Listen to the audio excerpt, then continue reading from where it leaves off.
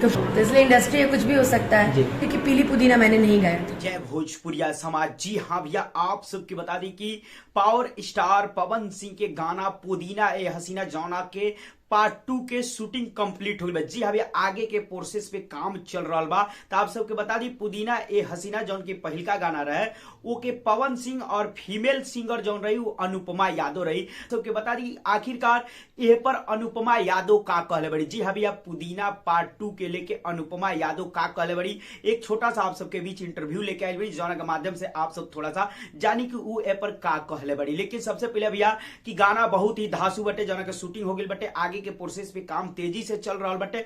बहुत जल्द भैया पूरा तरह से बन के कंप्लीट हो जाई पार्ट 2 गाना पुदीना ए हसीना पार्ट 2, और उसके बाद आप सबके बीच रिलीज हुई और पूरा तरह से गर्दा भी मचाई। जी हाँ भैया, तो ये देखिए अनुपमा यादव के छोटा सा इंटरव्यू।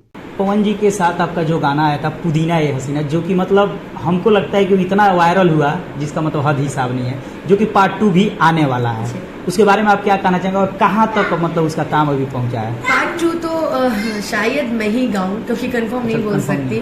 जब पुदीना भोला जी वाला पुदीना में मैंने नहीं गाया था। अच्छा। तो इसलिए इंडस्ट्री कुछ भी हो सकता है जी। लेकिन मैं कोशिश करूंगी पूरा कि मुझसे ही गवाया जाए। तो आप लोग चाहेंगे तो जरूर मैं गाऊंगी। तो पुदीना 2 की तैयारी चली रही है लोकगीत में, क्योंकि मैं इसलिए नहीं बोल सकती क्योंकि पीली पुदीना मैंने नहीं गाया था, प्रियंका सिंह जी ने गाया था। अच्छा, जो मतलब और ले लो पुदीना जो फर्स्ट गाना जो बिलियन हुआ है वो मैंने गाया था। जी। देखिए नेक्स्ट में हो सकता पुदीना 2 माता रानी के आशीर्वाद से मैंने गाया। जी अभी आप सबके कैसा लगा ये वीडियो कमेंट बॉक्स में आप राय जरूर दी, और जब गाना ये पुदीना पार्ट 2 तक कितना ज्यादा गर्दा मचाई ये भी बताइए। चलते चलते वीडियो के लाइक करी, ज्यादा से ज्यादा वीडियो के शेयर करी।